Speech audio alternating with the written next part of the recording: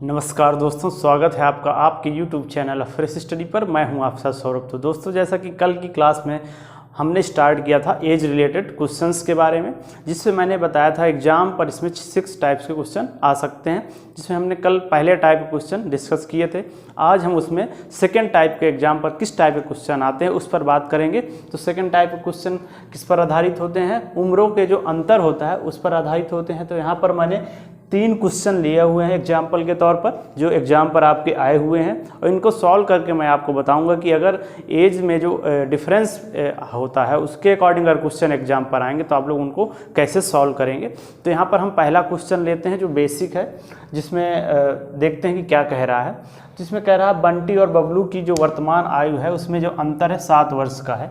तो एक 2 वेरिएबल इसमें बता रखा, बंटी और बबलू, उनकी जो वर्तमान आयु है उसमें जो अंतर दे रखा है वो 7 वर्ष का दे रखा है। इसके बाद यदि बबलू की आयु बंटी की आयु की 2/3 हो तो बंटी की आयु ज्ञात करना है। तो क्वेश्चन के पहले स्टेटमेंट के अकॉर्डिंग हम लोग वेरिएबल फाइंड करेंगे। तो इसका सॉल्यूशन देखते हैं कैसा होगा क्वेश्चन, कैसे सॉल्व करेंगे। तो मान लिया बंटी की आयु मैंने मान लिया x और बबलू की आयु y मान लिया।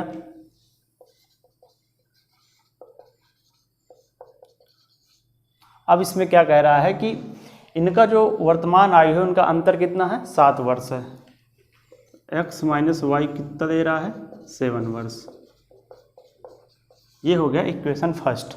अब दूसरा क्या कह रहा है कि यदि बबलू की जो आयु है, जो बबलू की आयु है बंटी की आयु की 2/3 हो। बबलू की आयु कितनी है? y। बबलू की आयु बंटी की आयु की 2/3 हो। बंटी की आयु कितनी है? x। इसका 2/3। ये इक्वेशन सेकंड कह रहा है क्वेश्चन में। क्वेश्चन के स्टेटमेंट के अकॉर्डिंग इक्वेशन सेकंड ये बनी। जो बबलू की आयु है, बबलू की आयु हमने y मानी है, वो किसके इक्वल है? बंटी की आयु की 2/3। बंटी की आयु x है, उसके 2/3 के बराबर है। तो बंटी की आयु हम लोग को फाइंड करनी है। अब इन 2 इक्वेशंस को सॉल्व करके मैं क्वेश्चन सॉल्व करूँगा। y की वैल्यू हम इसमें रख देंगे इस इक्वेशन में। तो क्या हो जाएगा? x 2/3x equal to 7।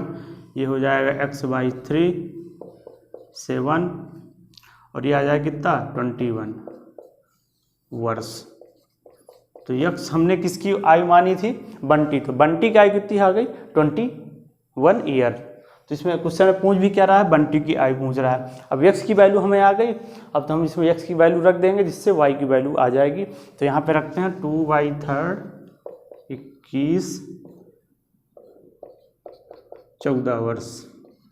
जो 14 वर्ष जो आई हो किसकी आई है? बबलू की। तो इस तरह हम लोग जब उम्र के जो अंतर पर आधारित जो क्वेश्चन आएंगे उनको हम लोग ऐसे सॉल्व करेंगे। तो ये हो गया फर्स्ट टाइप का क्वेश्चन, जो एक बेसिक था। अब देखते हैं सेकंड टाइप का क्वेश्चन, उसमें क्या कह रहा है, उसको आप लोग कैसे सॉल्व करेंगे। तो सेकंड क्वेश्चन भी देख लेते हैं।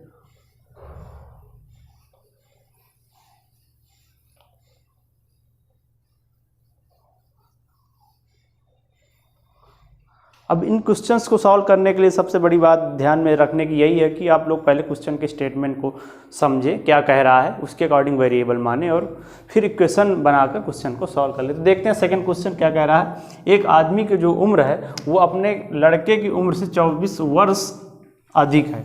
एक आदमी है, उसका एक लड़का है, उसकी जो उम्र है आदमी की, वो अपने लड़के की उम्र से 24 वर्ष अधिक है, और 2 वर्षों में उसकी उम्र जो है लड़के की उम्र से 2 गुनी हो जाएगी। तो लड़के की वर्तमान आयु बताइए। तो क्वेश्चन के पहले स्टेटमेंट से हम लोग को वेरिएबल मिल जाएंगे। तो देखते हैं इस टाइप के क्वेश्चन को कैसे सॉल्व करेंगे। तो क्वेश्चन के स्टेटमेंट को एक बार फिर पढ़िए। एक आदमी की उम्र अपने लड़के की उम्र से 24 वर्ष अधिक है। तो माना लड़के की उम्र कितना मान लेंगे?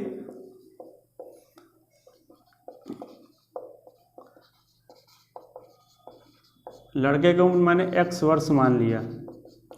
अब क्वेश्चन में स्टेटमेंट यही कह रहा है कि जो लड़के की वर्तमान आयु है उससे जो आदमी की उम्र है उसकी उम्र है 24 वर्ष अधिक है अपने लड़के से। तो आदमी की उम्र कितनी हो जाएगी? x + 24 वर्ष। ये हो जाएगी आदमी की उम्र। जो क्वेश्चन में स्टेटमेंट कह रहा है यही कह रहा है ना कि जो लड़के की उम्र है उससे 24 साल अधिक है, तो हमने जो लड़के की उम्र है उसमें 24 साल जोड़ दिया तो ये हो गई आदमी की उम्र। अब सेकंड स्टेटमेंट को देखिए क्या कह रहा है, 2 वर्षों में उसकी जो उम्र, उस आदमी की जो उम्र है वो लड़के की उम्र से 2 गुनी हो जाएगी। तो 2 वर्ष बाद, तो 2 वर्ष बाद क्या होगा, इस लड़के की उम्र क्या हो जाएगी, हम इसमें 2 साल जोड़ देंगे तो 2 साल बाद इस लड़के की उम्र आ जाएगी, और इसमें हम 2 साल जोड़ देंगे तो इस आदमी की 2 साल बाद उम्र आ जाएगी। तो क्वेश्चन में क्या कह रहा है कि 2 वर्षों बाद उसकी उम्र, जो आदमी की उम्र है,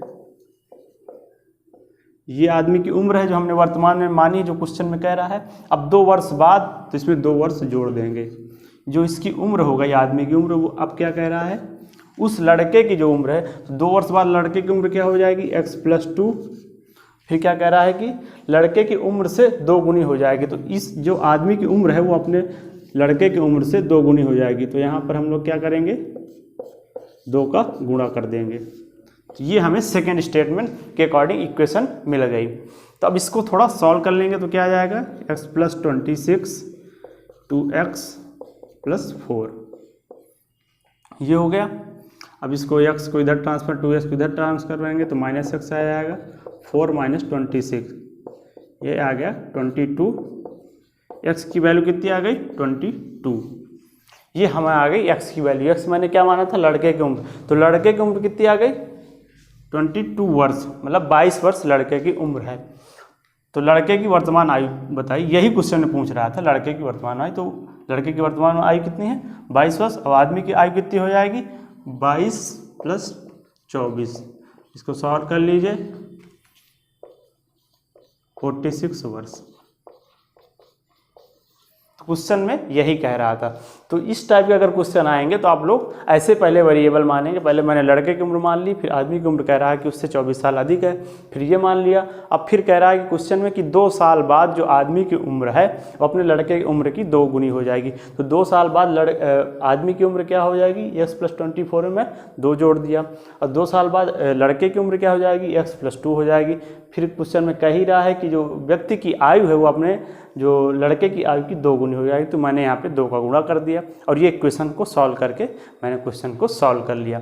तो ये हो गया सेकेंड टाइप का क्वेश्चन। अब देखते हैं थर्ड टाइप में क्वेश्चन में क्या कह रहा है और उस क्वेश्चन को हम लोग कैसे सॉल्व करेंगे। अगर एग्जाम में इस टाइप का क्वेश्चन आएगा तो उसको कैसे सॉल्व करेंगे।